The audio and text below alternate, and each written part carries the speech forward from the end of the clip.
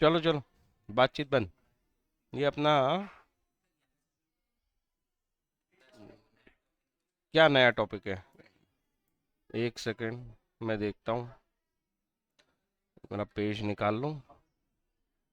हाँ, बड़ा क्वेश्चन देखते ही डर लग जाता है नहीं? फॉर्मूले से क्या डरना?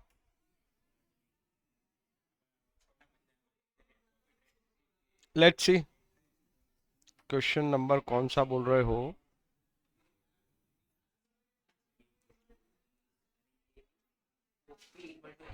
हाँ,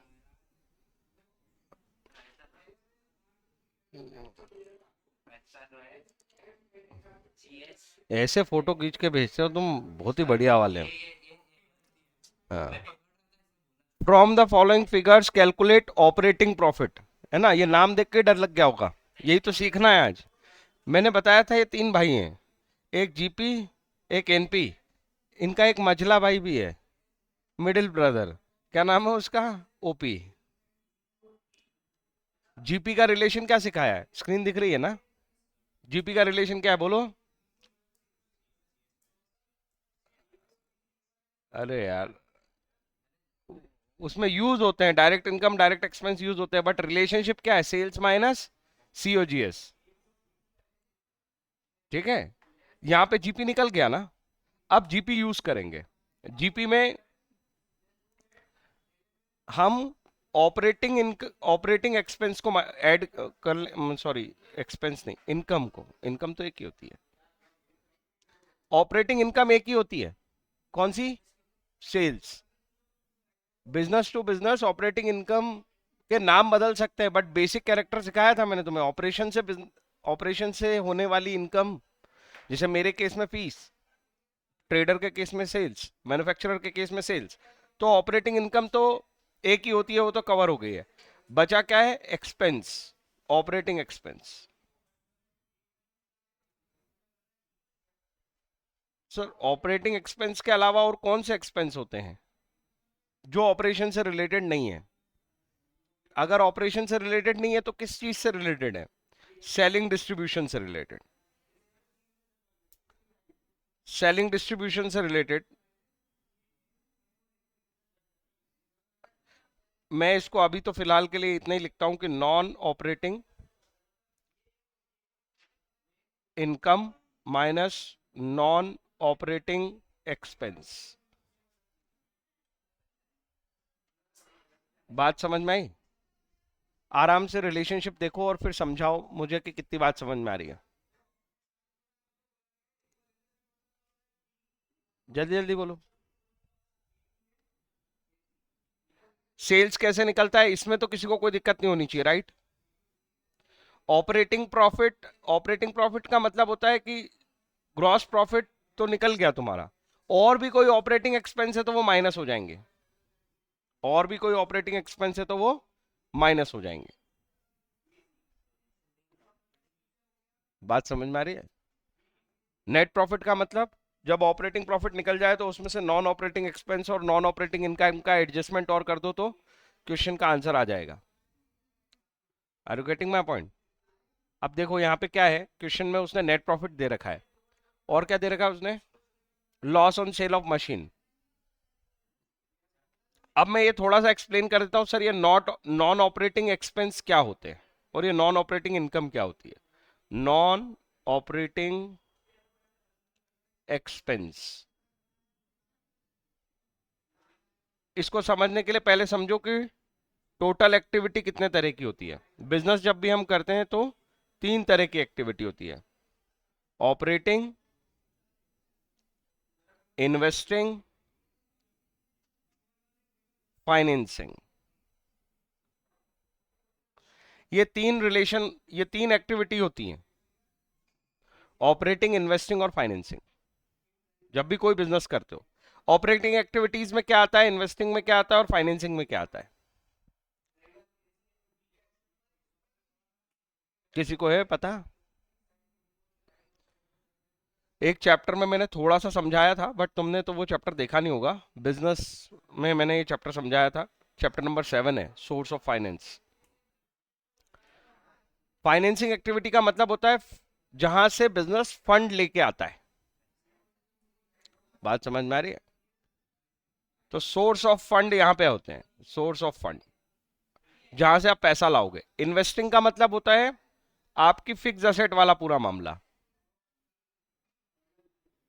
बात समझ में आ रही है? मतलब फिक्स असेट का परचेस करो, फिक्स असेट को सेल करो। जब फिक्स असेट सेल करते हो तो फिक्स असेट पे सेल पे गेन और लॉस हो सकते हैं। वो सारी बातें जो है तुम्हारी इन्वेस्टिंग एक्टिविटी होती है, मतलब ये तुम्हारी असेट को हैंडल करता है। ऑपरेटिंग एक्टिविटी के लिए क्या बचा फिर सर? एक तो बची है पूरी वर्किंग कैपिटल। वर्किंग कैपिटल का मतलब भूल गए होगे, वो पैसा जो आप बिजनेस में रोटेट करते रहते हो, day to day business operation करने के काम आता है। Current asset minus current liability. Current asset तुम्हारे लिए नुकसान है, करंट लाइबिलिटी तुम्हारे लिए फायदा है। क्यों? करंट एसेट में क्या होता है, किसी को उधार सामान दे दिया, वो बाद में फ्यूचर में मिलेगा, वो करंट एसेट है, तो पैसा ब्लॉक हो गया। और करंट लाइबिलिटी मतलब तुम्हारा काम चल गया, तुम उधार लेके आ गए सामान, अभी पैसे देने ही नहीं है, तो एक्चुअली में पैसा कितना उलझा। सपोज मेरी करंट एसेट बन गई है 2 लाख और मेरी करंट लाइबिलिटी है 50,000, इसका मतलब है मेरा केवल 1.5 लाख रुपए ब्लॉक है। जैसे 2 लाख रुपए ब्लॉक है पर 50,000 का मुझे फायदा भी तो है, तो जो साइकिल में ब्लॉक अमाउंट है वो केवल कितना है, 1,50,000। बिजनेस में हम इसको बहुत डिटेल में समझने वाले हैं, वर्किंग कैपिटल क्या होती है, सोर्स ऑफ फंड क्या होते हैं, और अगले साल तो अकाउंट्स में आएगा ये सब। फिलहाल के लिए केवल इसका एक फ्लेवर है, उतना ही अपने को समझना है, मैं वहीं तक लिमिटेड रखूंगा। लेकिन इतनी बात समझो कि कोई भी बिजनेस होता है उसके अंदर 3 एक्टिविटी होती है, ये नाम पता होने चाहिए। ऑपरेटिंग एक्टिविटी, इन्वेस्टिंग एक्टिविटी और फाइनेंसिंग एक्टिविटी। तो मैं इन्वेस्टिंग और फाइनेंसिंग को एक साथ एक नाम बोल दूं तो मैं इसे कह सकता हूं नॉन ऑपरेटिंग, जो ऑपरेशन से रिलेटेड नहीं है। अच्छा, वर्किंग कैपिटल के अलावा ऑपरेटिंग में और क्या होता है? परचेज सेल, ये भी तो बिजनेस ऑपरेशन है ना, जो गुड्स तुम परचेज करते हो, सेल्स करते हो। एडमिनिस्ट्रेशन से रिलेटेड खर्चे, admin expense, selling expense, distribution expense, ये सब होते हैं तुम्हारे ऑपरेटिंग एक्सपेंस। तो सर आपने एडमिन भी ले लिए, सेलिंग भी ले लिए, मैन्युफैक्चरिंग भी ले लिए, तो बचा क्या? बचा ये है कि अगर तुम कोई असेट बेचते हो, उसके ऊपर लॉस होता है, कोई गेन होता है, तो इसको हम ऑपरेशन से रिलेटेड एक्टिविटी, क्या ये मेरा बिजनेस ऑपरेशन है? तुम सोच के बताओ। कोई फर्नीचर बनाने वाला मशीन को खरीदना बेचना करता है, तो क्या ये उसका बिजनेस ऑपरेशन है? जो उसके इन्वेस्टमेंट से रिलेटेड डिसीजन है। अगर कोई बिल्डिंग परचेज करता है, सेल करता है, कोई फर्नीचर बनाने वाला, तो ये उसका बिजनेस ऑपरेशन नहीं है। फर्नीचर को बनाने के लिए वो जितने खर्चे कर रहा है वो उसके ऑपरेटिंग एक्सपेंस है, भले ही वो सेलिंग से रिलेटेड हो, भले ही वो एडमिन से रिलेटेड हो। मैं डायरेक्ट एक्सपेंस नहीं बोल रहा आज, मैं आज क्या वर्ड यूज कर रहा हूं, ऑपरेटिंग एक्सपेंस। ऑपरेटिंग एक्सपेंस मतलब पूरे बिजनेस से रिलेटेड एक्सपेंस। थोड़ी थोड़ी बात समझ में आई कि नहीं? मैं इसको और क्लियर कर दूंगा। मैंने पहले तुम्हें क्या सिखाया था? मैंने तुम्हें पहले डायरेक्ट वर्सेस इनडायरेक्ट एक्सपेंस सिखाए थे। आज मैं तुम्हें सिखा रहा हूं operating versus non operating expense. क्या ये दोनों वर्ड तुम्हें एक जैसे लग रहे हैं? सोच के बताओ, थोड़ा सा दिमाग चलाओगे तो एक बार में याद रह जाएंगे। एक जैसे क्यों लग रहे हैं? Direct expense versus indirect expense, और एक तरफ बोल रहा हूं ऑपरेटिंग वर्सेस नॉन ऑपरेटिंग, ये दोनों सेम कैसे लग रहे हैं? दोनों शब्द तो बिल्कुल अलग अलग है। डायरेक्ट वर्सेस इनडायरेक्ट का बेसिस तुमने सीख लिया है, किस बेसिस पे तुम बाइफर्केशन करते हो डायरेक्ट वर्सेस इनडायरेक्ट का, बताओ। जो सीखा हुआ है वो तो बोलो। प्रोडक्शन वर्सेस नॉन प्रोडक्शन, यही है ना इसका बाइफर्केशन। अरे पहले ये बताओ, यहां पे इनकम पे जाऊं मत अभी, मैं सिर्फ एक्सपेंस पे टिका हूं, अभी इनकम पे जाऊंगा। मैंने जो पहले सिखाया और जो आज बता रहा हूं, पहले उसके बीच में डिफरेंस तो क्रिएट कर लूं, नहीं तो तुमको सब एक जैसा लगेगा। मैंने तुम्हें सिखाए थे डायरेक्ट वर्सेस इनडायरेक्ट, मैंने प्रोडक्शन वर्सेस ये ऑपरेटिंग वर्सेस नॉन ऑपरेटिंग कभी नहीं सिखाया था, वो आज सिखा रहा हूं। डायरेक्ट वर्सेस इनडायरेक्ट में तुमको मैंने कहा था बेसिस बनेगा production versus non production. Production expense का मतलब तुम मैन्युफैक्चरिंग एक्सपेंस भी बोल सकते हो, और नॉन प्रोडक्शन का मतलब मैंने कहा था वहां पे क्या बोल सकते हो, बोलो। Admin, selling. एडमिन और सेलिंग से रिलेटेड सारे एक्सपेंस मैंने कहा था नॉन प्रोडक्शन है, या मैंने ये कहा था कि जो प्रोडक्शन से रिलेटेड नहीं है वो सब कुछ क्या है, नॉन प्रोडक्शन है। जो प्रोडक्शन से रिलेटेड नहीं है वो सब क्या है, नॉन प्रोडक्शन। ये डायरेक्ट वर्सेस इनडायरेक्ट एक्सपेंस का बाइफर्केशन क्यों करना पड़ता है हमको, क्या जरूरत थी इसको समझने की? क्योंकि मुझे जीपी अलग निकालना है और एनपी अलग निकालना है। इसका पर्पस था जीपी और एनपी। मैं डायरेक्ट एक्सपेंस का इस्तेमाल करता हूं ट्रेडिंग अकाउंट में, और वहां पे क्या निकलता है, जीपी। और इनडायरेक्ट एक्सपेंस का इस्तेमाल करता हूं प्रॉफिट एंड लॉस अकाउंट में, वहां पे क्या निकलेगा, नेट प्रॉफिट। अरे कुछ मेरी बात समझ में आ रही है कि नहीं आ रही है? तो इनका रिलेशन जीपी और एनपी से था। आज जो मैं बात कर रहा हूं वो कुछ और है। आज जो मैं बात कर रहा हूं वहां पे ध्यान दो, वर्ड क्या बोल रहा हूं मैं, ऑपरेटिंग और नॉन ऑपरेटिंग, डायरेक्ट इनडायरेक्ट नहीं बोल रहा, ऑपरेटिंग और नॉन ऑपरेटिंग। अब वो फ्रेमवर्क लग ही नहीं सकता है कि प्रोडक्शन और नॉन प्रोडक्शन। जो ऑपरेटिंग नहीं होंगे वो नॉन ऑपरेटिंग होंगे। नॉन ऑपरेटिंग का मतलब क्या है? अब देखो, मैं सेलिंग एंड डिस्ट्रीब्यूशन नहीं लिख रहा हूं यहां, मैं लिख रहा हूं यहां इन्वेस्टिंग और फाइनेंसिंग से रिलेटेड जो खर्चे होंगे या इनकम होगी वो कहलाएगी नॉन ऑपरेटिंग। मैंने यहां क्या नहीं लिखा, मैंने यहां पे सेलिंग और डिस्ट्रीब्यूशन, एडमिनिस्ट्रेशन वो नहीं लिखा, मैंने यहां लिखा इन्वेस्टिंग एक्टिविटी और फाइनेंसिंग एक्टिविटी से रिलेटेड जो खर्चे और इनकम होंगे वो होंगे non operating income expense. Operating को थोड़ा और डिटेल में बोलूं तो, और नॉन ऑपरेटिंग को बोलूं तो, यहां पे मैं बोल रहा हूं financing plus investing expense non operating है।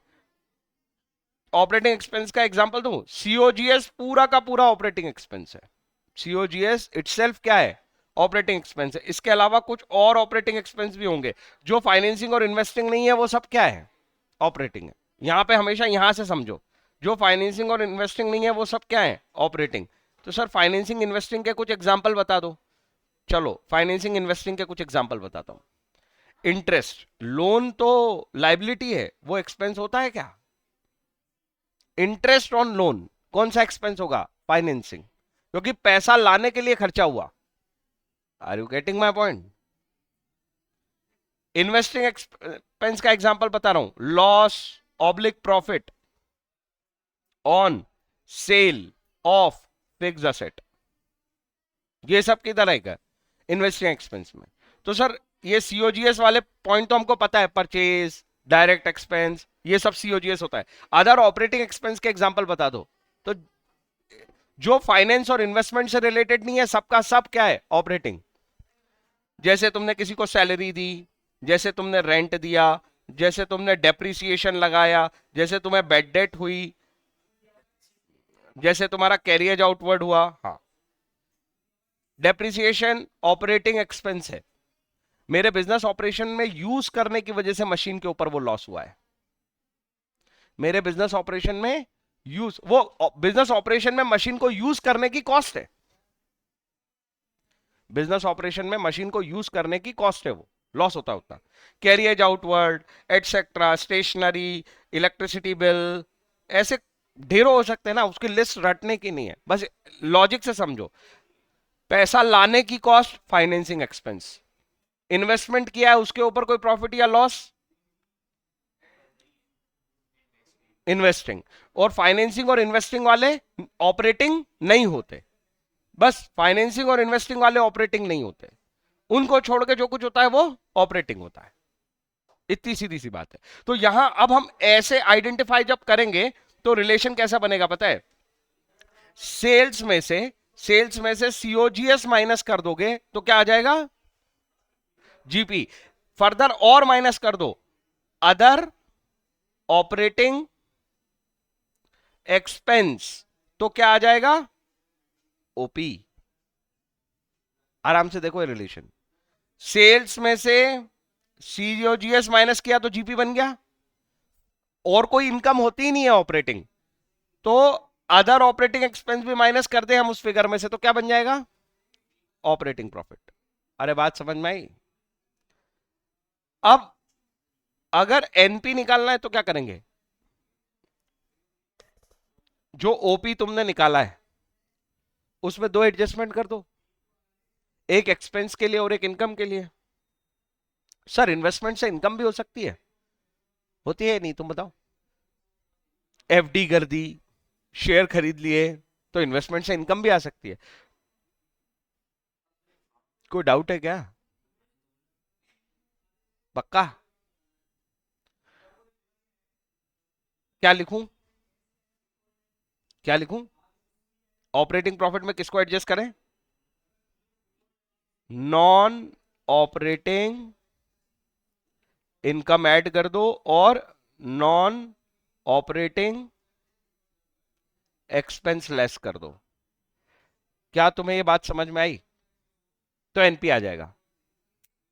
ओ प्राणियों, हाँ, आएगा कि नहीं आएगा? सेजल, ये समझ में नहीं आया क्या? छोटी सी समरी है, अब इतनी सब खिचड़ी के बाद मेरी छोटी सी बात सुन लो तुम। मेरे को फोकस चाहिए, नहीं तो फिर ये समझ नहीं आएगा। एक छोटी सी बात समझो, जब हम जीपी एनपी समझ रहे थे, जीपी और एनपी, वहां पे रिलेशनशिप केवल डायरेक्ट वर्सेस इनडायरेक्ट थे, डायरेक्ट वर्सेस इनडायरेक्ट। ओपी के लिए ही हमको ऑपरेटिंग और नॉन ऑपरेटिंग वाला रिलेशन लाना पड़ता है। पूरे चैप्टर में केवल एक या दो ऐसे क्वेश्चन है जिसके लिए हमको ये कंसेप्ट पढ़ना है, बाकी सारे कंसेप्ट वो डायरेक्ट वर्सेस इनडायरेक्ट पे ही बेस्ड है। डायरेक्ट वर्सेस इनडायरेक्ट में हम प्रोडक्शन वर्सेस नॉन प्रोडक्शन करते हैं। ग्राउंड क्या बनाते हैं? मैन्युफैक्चरिंग के लिए खर्चा किया या सेलिंग डिस्ट्रीब्यूशन के लिए खर्चा किया है? सेलिंग डिस्ट्रीब्यूशन के लिए या एडमिनिस्ट्रेशन के लिए खर्चा किया है तो इनडायरेक्ट, और अगर इसके लिए किया है तो डायरेक्ट। बात समझ में आई? कोई डाउट है? लेकिन जब हमें ऑपरेटिंग प्रॉफिट निकालने के लिए बोल दिया जाए या ऑपरेटिंग प्रॉफिट से रिलेटेड कोई बात करनी है, तो अब एक्सपेंस का बाइफर्केशन डायरेक्ट इनडायरेक्ट होगा ही नहीं, वो ग्राउंड ही नहीं है। अब ग्राउंड बदल दो, अब बोलो ऑपरेटिंग और नॉन ऑपरेटिंग। ऑपरेटिंग एक्सपेंस में कौन आएगा? COGS plus other operating expense. Sir क्या हम इसके एग्जांपल याद करें? नहीं, अगर तुम्हें इसको समझना है तो नॉन ऑपरेटिंग पे फोकस करो, क्योंकि नॉन ऑपरेटिंग ज्यादा इजी है। फाइनेंसिंग और इन्वेस्टिंग से रिलेटेड अगर कोई खर्चा होता है या फिर उससे रिलेटेड कोई इनकम होती है तो वो नॉन ऑपरेटिंग कहलाती है। असेट लाइबिलिटी बन रही है तो नॉन ऑपरेटिंग। ऐसा क्यों? फाइनेंसिंग में तो लाइबिलिटी है। नहीं, असेट लाइबिलिटी कहां बनी? एक एग्जांपल के लिए, लोन पे इंटरेस्ट देने से असेट लाइबिलिटी बन गई। एक्सपेंस की बात चल रही है, एक्सपेंस की, तो बार बार असेट लाइबिलिटी पे जा रहा है, वहां जा मत। मैंने कोई इन्वेस्टमेंट किया एफडी में या मैंने किसी के शेयर खरीदे, ये एक्टिविटी को मैं कह सकता हूं कि यार मैंने इन्वेस्टमेंट किया तो इन्वेस्टिंग एक्टिविटी है, लेकिन मैं इन्वेस्टिंग एक्टिविटी को लाने के लिए नहीं कह रहा हूं, थोड़ा सा मार्जिन है। मैं इन्वेस्टिंग एक्टिविटी से रिलेटेड एक्सपेंस और इनकम को लाने की बात कर रहा हूं। तो अगर तुम इन्वेस्टमेंट करोगे तो इनकम होगी ना, डिविडेंड के नाम पे होगी, नहीं तो इंटरेस्ट के नाम पे होगी, वो आएगा इसमें, इन्वेस्टमेंट नहीं आएगा इसमें। Are you getting my point? अपन प्रॉफिट या लॉस निकाल रहे हैं ना, तो एक्सपेंस या इनकम आएगा। अब इस क्वेश्चन को अगर अपन देखें तो वो हमसे क्या पूछ रहा था? ऑपरेटिंग प्रॉफिट निकाल दो, और रिलेशनशिप क्या दे रहा था? अब तुम मुझे आइटम आइडेंटिफाई करके बताओ, ये फाइनेंसिंग है, ऑपरेटिंग है या इन्वेस्टिंग है। ये आइडेंटिफिकेशन कर ली तुमने या, तो क्वेश्चन हो गया, 1 सेकंड में आंसर आएगा और ना कोई फॉर्मूला याद करना पड़ेगा। लेट्स सी, नेट प्रॉफिट, भाई इससे तो रिलेशनशिप है ओपी का, ओपी का रिलेशनशिप ये रहा नेट प्रॉफिट के साथ, दिख रहा है स्क्रीन पे? यही तो है रिलेशन कि ओपी में अगर मैं इनकम ऐड कर देता हूं, एक्सपेंस माइनस कर देता हूं, तो क्या बन जाता है? अरे हाँ या ना? अब यहां से हम आगे चलते हैं। वो बोलता है अगला, loss on sale of machine. मुझे बताओ, मशीन बेचने पे लॉस हुआ, तुम्हें ये बिजनेस ऑपरेशन लगता है या नॉन ऑपरेशन है? हाँ तो गेन होगा यार, तूने ऐसा फोटो खींचा है। Gain on sale of machine, gain on sale of machine operation से रिलेटेड है या नॉन ऑपरेशन से? तुम ये बता दो बस। नॉन ऑपरेशन, इन्वेस्टमेंट एक्टिविटी है ना ये। हाँ, बोल बोल बोल, सेजल क्या कह रही है? इन्वेस्टिंग एक्टिविटी, अगर मैं स्पेसिफिक बोलूं तो कौन सी एक्टिविटी है ये? इन्वेस्टिंग, उसका लॉस है, तो ये कौन सी कैटेगरी में आएगी हमारे फॉर्मूले में? गेन है, मतलब ये नॉन ऑपरेटिंग इनकम बनेगी। अरे बोलो ना हाँ या ना। आगे चलो, अगला वाला पॉइंट बताओ तो मुझे, मुझे दिख नहीं रहा है। डोनेशन, डोनेशन को लेके क्या कहते हो? ये बिजनेस ऑपरेशन से रिलेटेड है। कोई बिजनेसमैन को डोनेशन मिलता है? बता दो, वो वाला बिजनेस मैं भी करूंगा। बिजनेस ऑपरेशन में डोनेशन का लेना देना नहीं है। इस एक्टिविटी को हम क्या बोल सकते हैं? फाइनेंसिंग। अरे पैसा आया है, नहीं आया, समझ नहीं आया। डोनेशन कौन सी एक्टिविटी होगी? Financing activity. अरे डोनेशन कौन सी एक्टिविटी होगी? सेजल समझ में आ रहा है क्या? नहीं आ रहा है? हिल गए हो तुम? हिल गए ना, भूल गए ना ये सब चीजें? फाइनेंसिंग एक्टिविटी क्या होती है?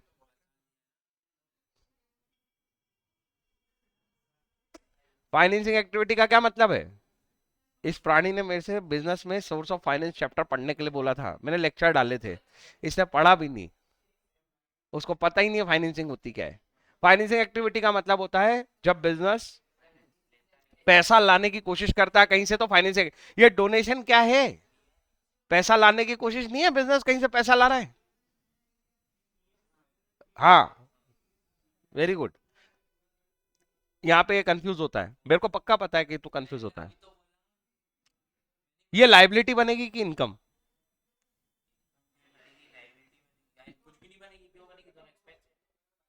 डोनेशन दिया है या लिया है, ये तो लिखा ही नहीं है सर। डोनेशन लिया है कि दिया है, लिखा ही नहीं है।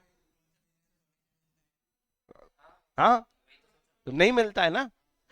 डेफिनेटली क्या करते हैं बिजनेस, तो डोनेशन देता है। मेरी बात समझ में आ रही है कि नहीं?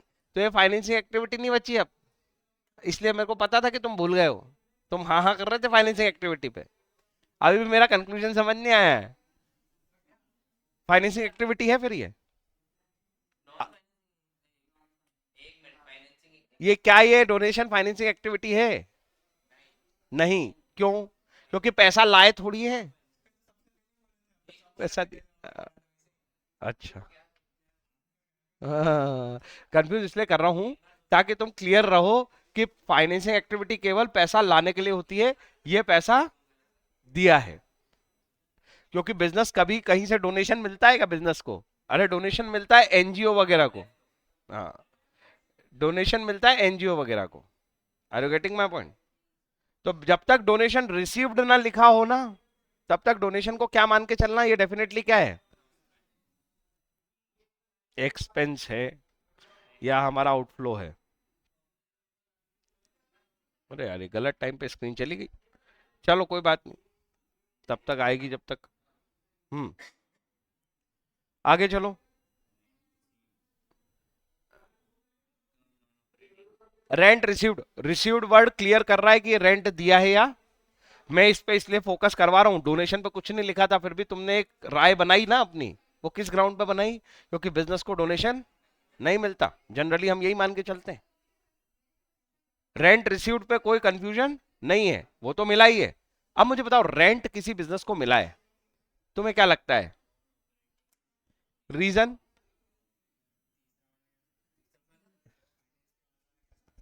हाँ सेजल, क्या कह रही? इनकम है, इनकम तो है सेजल, सही बात है, इनकम है। पर कौन सी कैटेगरी की? क्योंकि कैटेगरी बहुत इंपॉर्टेंट है।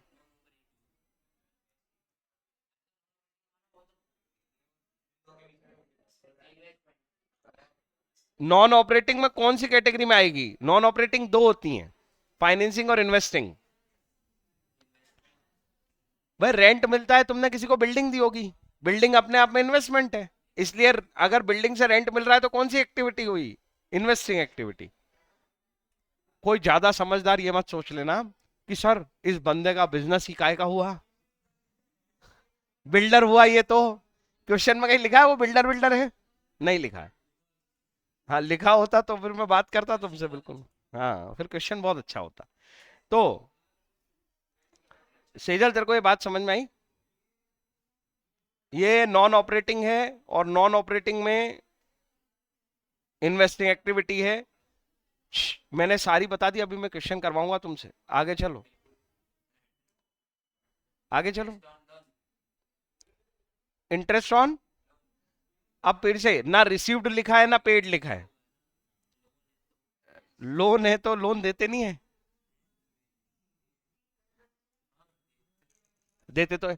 तुम ये बाद में कंफ्यूज होगा, तुम ऐसे मत सोचो सारा आप हमको यूं ही घुमा रहे। अगर मैं नहीं घुमाऊंगा तो तुम घूमोगे किसी दिन, इससे अच्छा मैं ही घुमा दूं पहले ही।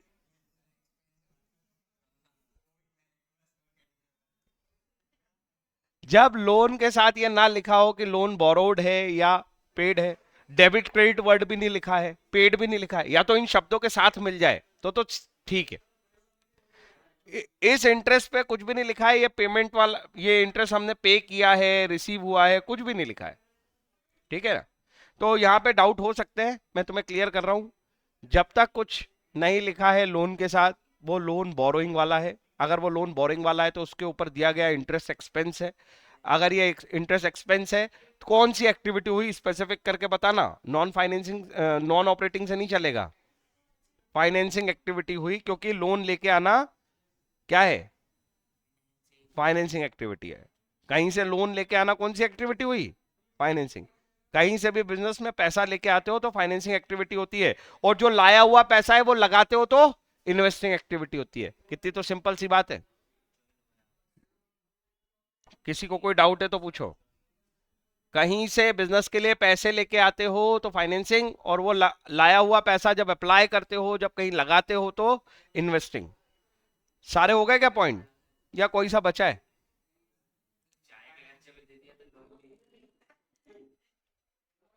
कर लो, टाइम पास करो।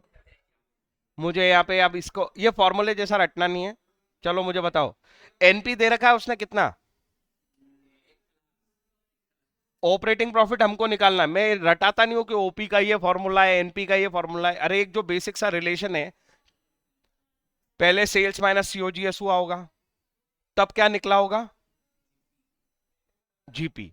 जीपी में एडजस्टमेंट करके ही हम एनपी पे पहुंचते हैं। अरे हाँ या ना, हमेशा सीधा फ्लो याद रखो।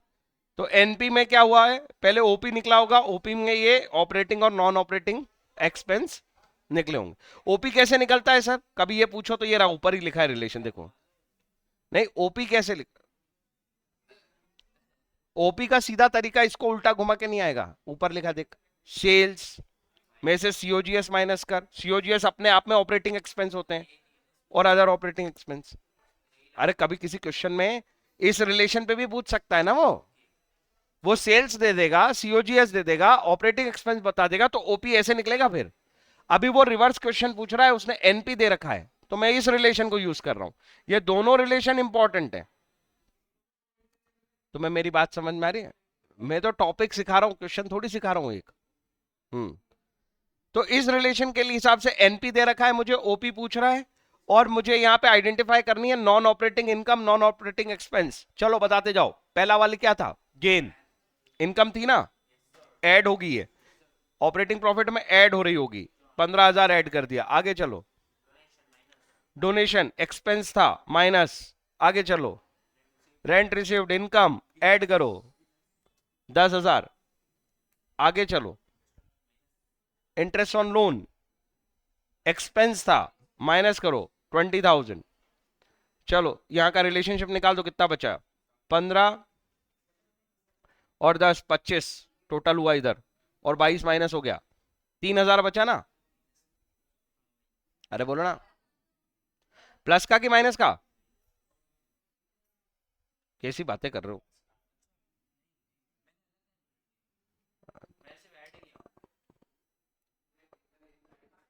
इधर लाओ 3,000, तो ऑपरेटिंग प्रॉफिट आ गया कितना, 97,000। अरे किसी को कोई बात समझ में आई आई भी कि नहीं आई, सेजल आ गया ये समझ में? ये फॉर्मूला रटने का नहीं है, ये इक्का दुक्का क्वेश्चन है, पर आ गया एग्जाम में तो कंसेप्चुअल क्लियरिटी रहेगी तो याद नहीं रखना पड़ेगा, नहीं तो तुम सोचते रहोगे यार वो नहीं आए बस।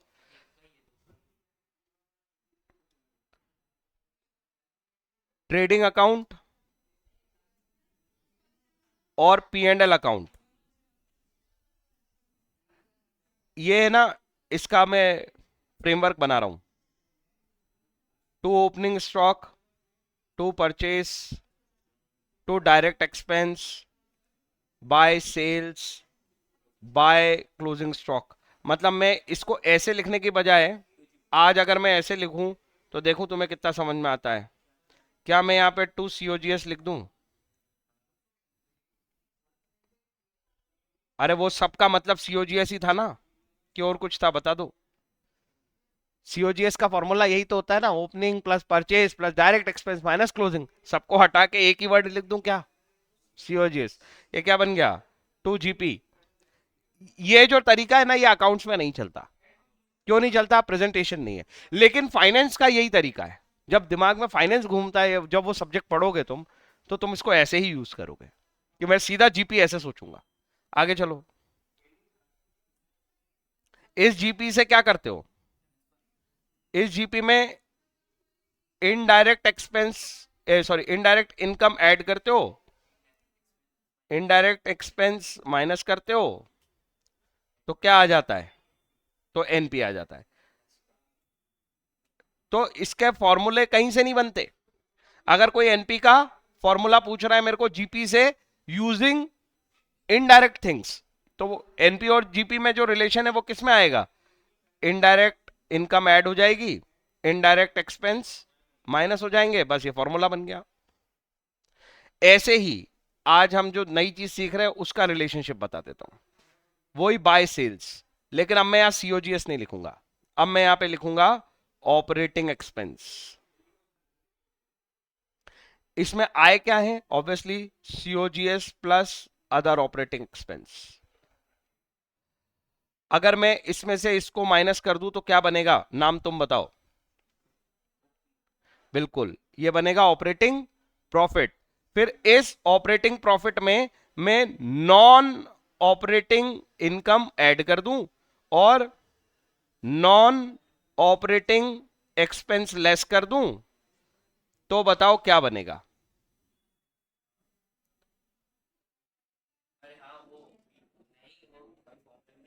एनपी। इसमें जीपी आएगी ही नहीं कहानी। सीओजीएस थोड़ी माइनस हुआ है। किसके दो तरीके हो गए?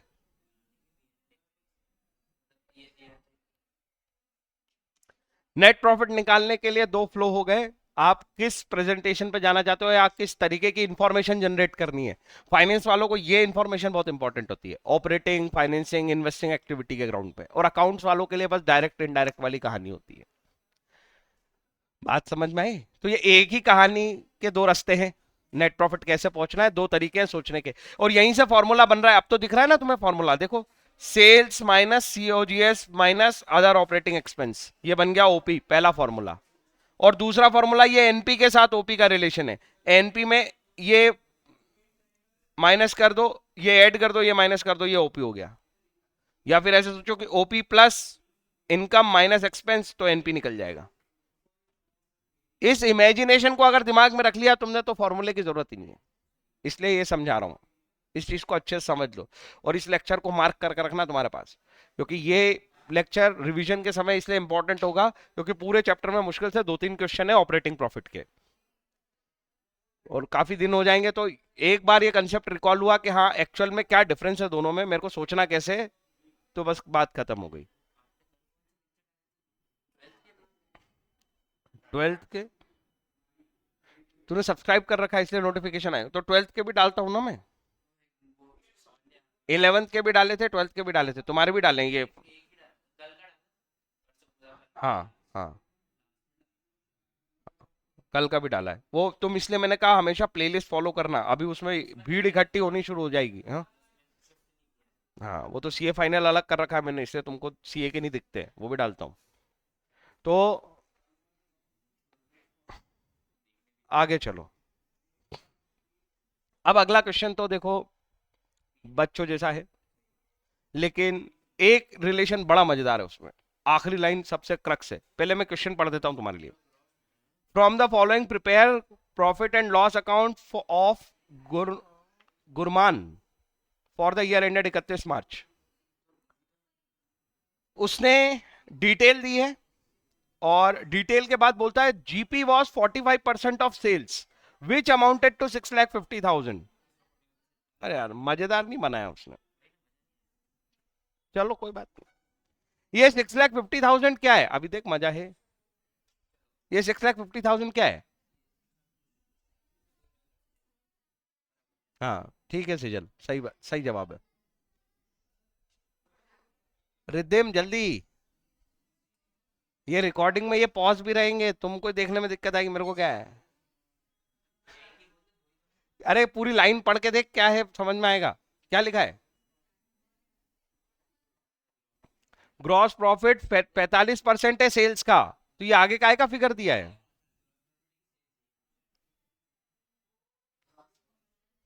अरे इसका 45% करेगा तब आएगा ग्रॉस प्रॉफिट, ये सेल्स का फिगर है। हाँ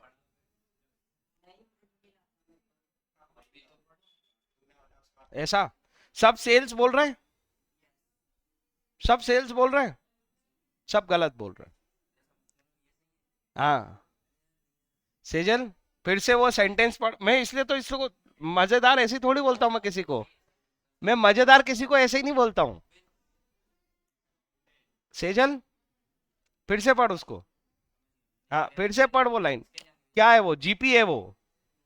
the GP was 45% of sales which amounted to 6,50,000, comma लगा के विच लिखा है, उसने ये क्लियरली नहीं लिखा कि ये सेल्स है या वो, पर तुमको समझना पड़ेगा कि ये 6,50,000 ग्रॉस प्रॉफिट है इटसेल्फ। अगर वो सेल्स निकालने को बोलता तो कैसे निकालता रिद्धिम, फिर तो मेरे को मजा आ जाता सर। हाँ 650 अपॉन 45% कर देते तो सेल्स निकल जाती, वो है सेल्स अपॉन 50%। अरे सेल्स को एक्स सपोज करके 45% लिख के 6,50,000। अरे प्राणी क्या वो, एक सेकेंड तू कुछ कंफ्यूज हो रहा, क्या हो गया। हाँ नहीं निकाला उसने, डिवाइड बाय 45% बोला था, बोला था ना, ध्यान नहीं दिया तुमने। ये रहा, ऐसे निकल जाएगी सेल्स। क्या रिलेशनशिप दे, मैंने स्क्रीन पे रिलेशनशिप लिख दिया है प्राणियों।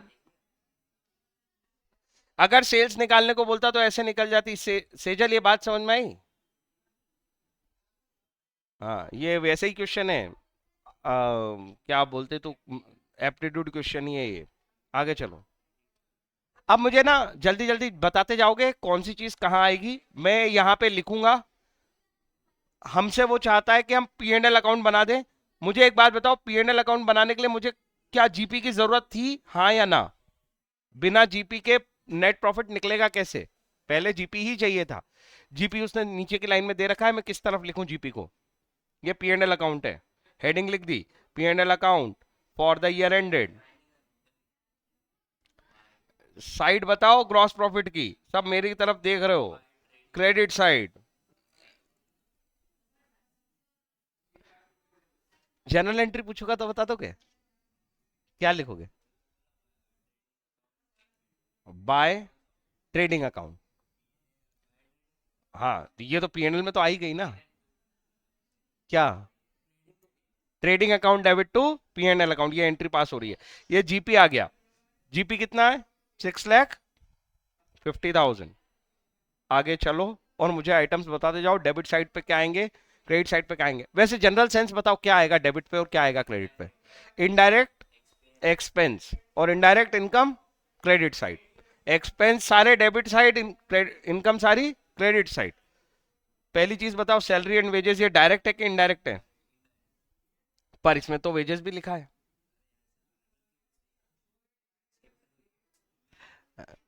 ऐसे बार बार बोल के ही तो तुम्हारे दिमाग में जाती बातें। Commission paid, paid word clear कर रहा है कि कमीशन किधर है, अकेला कमीशन लिखा होता तो। जब तक रिसीव्ड ना लिखा हो हम एक्सपेंस ही मानते हैं, जब तक रिसीव्ड, ये रीजन सुनना है मेरे को तुमसे, पेड बोल के चुप मत हो जाया करो। हाँ हाँ, बिजनेस के लिए कोई भी बिजनेस हो, ये कॉमन सेंस से समझ में आ जाएगी तुम्हें बात। कोई नॉर्मल बिजनेस मैंने कहा क्या, और उससे उससे रिलेटेड कमीशन की बात हो रही है, तो कमीशन वो पैसा देता होगा कि लेता होगा? जब तक वो ब्रोकर ना हो, बाकी सब तो बिजनेस जनरली क्या करते हैं, है ना? तो अपन जनरलाइज चीज पे चलेंगे ना। हम्म, आगे चलो। पोस्टेज एंड कोरियर छोड़ो मत। पोस्टेज कोरियर क्या होता है रिद्धिम? अब फिर वही वाली बात है, पोस्टेज और कोरियर पे कुछ नहीं लिखा, रिसीव्ड पेड, तो जनरलाइज बात क्या है? वो तो पेमेंट ही होता है ना। तो ये धीरे धीरे जब तुम्हारे दिमाग में सेट हो जाएगी तो तुम्हें अजीब लगना बंद हो जाएगा। इंश्योरेंस, अब इंश्योरेंस के साथ प्रीमियम लिखना चाहिए, उसने लिखा नहीं है, तो ऑब्वियसली इंश्योरेंस का 3,000 रुपये प्रीमियम का ही अमाउंट है। बड़े बड़े इंश्योरेंस अमाउंट होते हैं। आगे चलो। इंटरेस्ट पेड, क्लियर कर रहा है वो, फोन आ रहा है उसको, भाई तू उठा ले। मुझे बार बार मेरी रिंगटोन है वो, मुझे लगता है मेरा फोन बजा। हाँ, अगला देखो, कैरियज आउटवर्ड, डायरेक्ट एक्सपेंस होता है सर कैरियज तो। हाँ, ये ऐसे ऐसे जवाब देते हो तुम बिल्कुल बिना सिर पैर के, गलत बोल रहे हो सर। अरे तो सही जवाब दो ना भाई। हाँ, कैरियज इनवर्ड भी हो सकता है और आउटवर्ड भी, केवल कैरियज वर्ड से काम नहीं चलता। कैरियज इनवर्ड का मतलब होता है परचेस से रिलेटेड, और कैरियज आउटवर्ड का मतलब होता है सेल्स से रिलेटेड। ये इनडायरेक्ट नेचर का हो गया। सेलिंग डिस्ट्रीब्यूशन कैटेगरी में आ गया है क्योंकि ये मैन्युफैक्चरिंग में नहीं है। आगे चलो। एडवर्टाइजिंग, फिर वही बात है कि सर कुछ भी नहीं लिखा है, पैसे मिले दिए कुछ नहीं लिखा है, तो मैंने कहा क्यों, अगर एडवर्टाइजिंग एजेंसी है तेरी तो।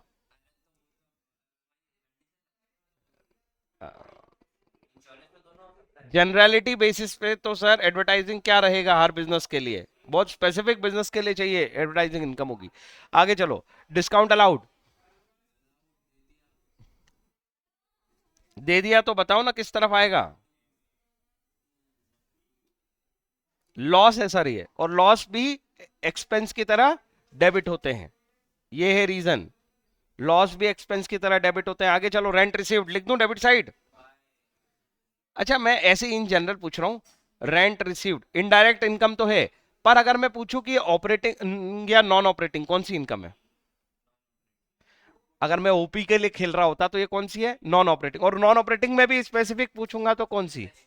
इन्वेस्टिंग एक्टिविटी है। हाँ, चलो आगे। ये कितनी वैल्यू है इसकी, रेंट रिसीव्ड की? 17,000। आगे चलो। इंटरेस्ट ऑन इन्वेस्टमेंट, खर्चा लग रहा है कि इनकम लग रही है? क्या पता सर, इनकम लग रही है। इंटरेस्ट ऑन इन्वेस्टमेंट, रिद्धिम को कुछ भी नहीं लग रहा, बोले पता नहीं क्या बातें कर रहे हैं ये। इन्वेस्टमेंट है ना रिद्धिम, इन्वेस्टमेंट हमेशा अपन करते हैं, उस पर इनकम मिलती है इंटरेस्ट। 15,000। आगे चलो। बेड डेट, सब इधर ही आ रहा है तो इसको भी यहीं लिख दूं? हाँ हाँ बोल रहा है, तू स्क्रीन नहीं देख रहा है? हाँ इसलिए। बेड डेट, बेड डेट क्या, डेबिट साइड, लॉस है इसलिए 9,000। वैसे पूछू, ऑपरेटिंग या नॉन ऑपरेटिंग कौन सा लॉस लगता है तुमको, उस कैटेगरी में पूछू तो? ऑपरेटिंग लॉस है, बिजनेस से रिलेटेड ऑपरेशन से। हाँ ठीक है, मेरे को भरोसा है तुम सही बोलोगे। आगे चलो। Travelling expense, travelling expense indirect nature का हुआ, और 950। चलो अब ये स्क्रीन कर दी मैंने छोटी, और कौन करेगा? हाँ चलो, राइट वाला मैं कर देता हूँ, इतनी हेल्प तो मैं कर ही सकता हूँ।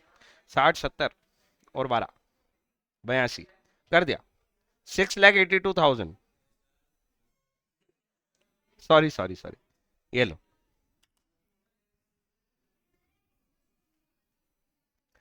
फटाफट मैं पॉज कर देता हूँ उसको।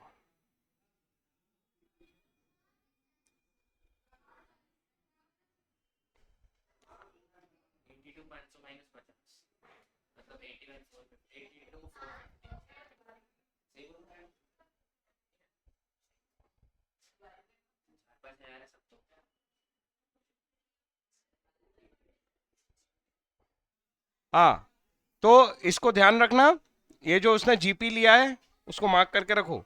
उसने जीपी वैसे ही लिया है कि उसने सेल सपोज किया, उसको लिख के रखो उसको, तो बाद में गड़बड़ करोगे, वो कंफ्यूजिंग है उसकी कहानी। काटो मत उसको, ठीक है। पर क्वेश्चन में कोई दम नहीं था। देखा, मैंने तुमसे कहा था कि ये कुछ नया टॉपिक नहीं है। आज अपन ने जो कुछ सीखा है वो क्या है? आज हमने जो सीखा है वो एनपी थोड़ी सीखा है, हमने तो ओपी सीखा है, ऑपरेटिंग प्रॉफिट।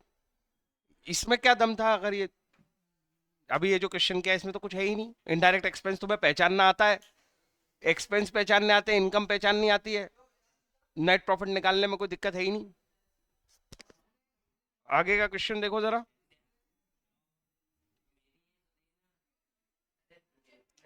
मुझे ना बातचीत नहीं चाहिए बिल्कुल। ये अगला क्वेश्चन भी बच्चों जैसा है, इसको मैं होमवर्क दूंगा लेकिन डिस्कस करने के बाद। जल्दी जल्दी बताना शुरू करो। इस बार क्वेश्चन में जीपी उसने सीधे ही दे रखा है तो कोई झंझट नहीं है। रेंट इनडायरेक्ट एक्सपेंस बोलोगे कि इनकम? डेबिट साइड में salary expense, commission paid expense, interest on loan expense, advertisement, interest received, discount allowed, discount received, printing and stationery, legal charges, office expense, loss by fire, loss word clear कर रहा है, debit होगा। Depreciation, depreciation नहीं आएगा, इतनी जोर से चाटा मारूंगा। इनडायरेक्ट ही तो है, लॉस है तो। अरे ओ अनिल अंबानी, ये हम भी तो बैठे हैं यहाँ पे, मैं क्या करूं? फोन बजे जा रहा तेरा, उसको साइलेंट पे रख, कम से कम उस पे रख, वो क्या बोलते हैं, अरे डीएनडी भले ही मत रख यार, वो वाइब्रेशन मोड पे रख, कि तेरे को पता चल जाए, पर कम से कम क्लास तो डिस्टर्ब नहीं होगी। क्लास डिस्टर्ब कर रहा, वो सब बता दिया तेरे को कि हम सबका दिमाग फनकता है क्योंकि वो सेम रिंगटोन है। बात यूं है, ऐसे थोड़ी इतनी सारी आवाजें आ रही है कि हम डिस्टर्ब हो रहे हैं, उससे क्यों हो रहे हैं तेरे को बता तो दिया। आगे चलो। डेप्रिसिएशन आएगा, अगर अगली बार तूने बोला ना, अबे 15 बार पूछूंगा तेरे से, और तू रोना मत कि सर इतनी बार को पूछ रहे हो। मिसलिनियस इनकम, वर्ड साफ बोल रहा है कि वो इनडायरेक्ट इनकम है, ठीक है ना? तो ये क्वेश्चन में कोई दम था?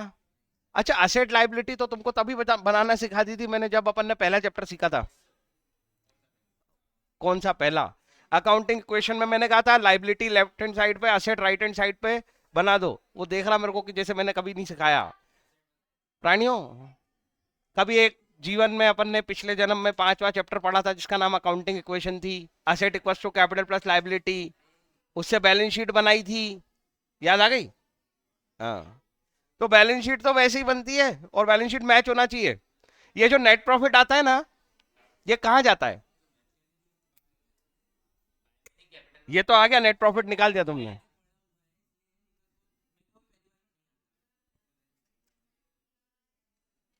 सवाल समझा करो। ये तुमने पीएनएल अकाउंट बना के, सेजल सो तो नहीं गई? हाँ, ये जो नेट प्रॉफिट निकालते हो तुम पीएनएल अकाउंट बना के, मेरा सवाल ये है, स्क्रीन पे देखो, इसका क्या करोगे? हाँ, अभी तू शांत रहे। क्या होता है नेट प्रॉफिट का? बिजनेस में नेट प्रॉफिट किसका? ऑनर का। अगर ये ऑनर का है तो इसको ऑनर को दे के कैसे दिखाओगे? कैपिटल में ले जाएंगे। तो जिस दिन तुम, फिर से देखो बैलेंस, जिस दिन तुम बैलेंस शीट बनाओगे ना, उसमें कैपिटल लाइबिलिटी साइड पे लिखोगे और ये एसेट साइड होगी। चैप्टर नंबर 5 याद आया?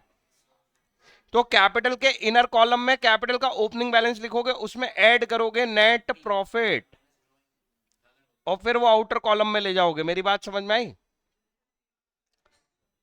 अगर ड्राइंग होता है तो वो भी यही माइनस होता है, अगर एडिशनल कैपिटल होती है तो वो यही ऐड होती है। ऐसे बैलेंस शीट में दिखा देते हैं उसको। एडिशनल कैपिटल है तो ऐड कर दो, ड्राइंग है तो माइनस कर दो, प्रॉफिट आया तो ऐड कर दो, लॉस आया तो लेस कर दो। अरे समझे क्या? इसलिए ये जो निकलता है इसका डेस्टिनेशन बता रहा हूं तुम्हें, कैपिटल है इसका डेस्टिनेशन। किसी को डाउट है? हाँ बोल।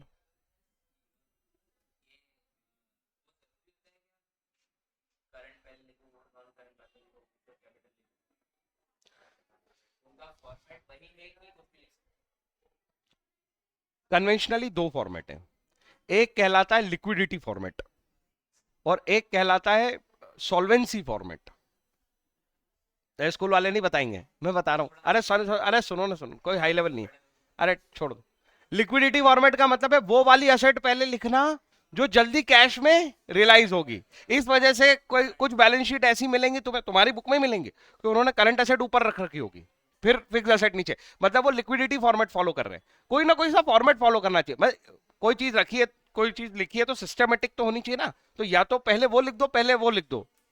अगर टीचर बोल रहा है कि ये गलत है तो गलत वालत कुछ नहीं है, मेरी बात सुन। पर ऐसे मत करो कि दो करंट असेट लिखी, फिर दो फिक्स असेट लिख दी, फिर दो करंट असेट लिख दी। ये काम बेवकूफी है। मेरी बात समझ में? क्या सिस्टमेटिक है? या तो करंट ऊपर लिख लो या तो फिक्स। और ऐसा ही जब इधर करंट ऊपर लिखते हैं तो इधर करंट लाइबिलिटी ऊपर लिखते हैं। अरे बस इतना सा समझ लो कि ऊपर अगर करंट लाइबिलिटी करंट असेट लिख रहे हो तो लिक्विडिटी फॉर्मेट फॉलो कर रहे हो, और अगर फिक्स असेट और कैपिटल वगैरह ऊपर लिख रहे हो तो तुम सॉल्वेंसी फॉर्मेट फॉलो कर रहे हो। इससे फर्क नहीं पड़ा ना, मैंने जो बता दिया ना कि अंडरस्टैंडिंग किसकी है। अगर इसका मिक्सचर बनाओगे तो फिर उसका उससे फर्क पड़ेगा कि आपको प्रेजेंटेशन का कोई भी अंडरस्टैंडिंग नहीं है। तो ये हो गई बात खत्म। ठीक है, होमवर्क मिलेगा बढ़िया वाला, जरा मुझे दिखाना तो मैं रिकॉर्ड कर दूं। होमवर्क भी नहीं तो कल पलट जाओगे। ला इधर दो। हाँ बुक दो। होमवर्क कल तुमने 8 क्वेश्चन किए, मैं बहुत प्रसन्न हुआ। आज अपन कल का रिकॉर्ड तोड़ आज अपन कल का रिकॉर्ड तोड़ देंगे। अरे यार क्या बात कर दी तुमने, तुम पे पूरा भरोसा मेरे को। 15 15 तक कराओ बस, ठीक है, ज्यादा नहीं दिए। अरे कहाँ से 8 से 15? ये वाला क्वेश्चन तो अभी मैंने करा ही दिया, 11वां वाला। 10वां वाला क्वेश्चन भी करा दिया तुमको। बैलेंस शीट वाले ही तो क्वेश्चन दिए तुमको 15 तक, है ना? ये तो ये टॉपिक खत्म हो जाएगा। हाँ, फाइनल अकाउंट का केवल एक क्वेश्चन 16, उसमें पूरा आ जाएगा तुम्हारा। हाँ एक ही दिया है वो बस। बैलेंस 16 तक होमवर्क है, पर ये अलग अलग बुक में नंबर अलग अलग होंगे, इसलिए मैंने कहा है फाइनल अकाउंट का एक क्वेश्चन करके आना है जिसके अंदर trading, P and L, balance sheet तीनों आ जाएगी, एक के पीछे एक। जीपी निकलेगा, जीपी से एनपी निकलेगा, एनपी से एनपी को उठा के कैपिटल में डालोगे और बैलेंस शीट टैली हो जाएगी। और अगर फॉर्मेट को लेके कोई कंफ्यूजन हो तो आगे का इलस्ट्रेशन देख लेना। 15 तक बैलेंस शीट वाले क्वेश्चन दिए मैंने, एक क्वेश्चन दिया है फाइनल अकाउंट का।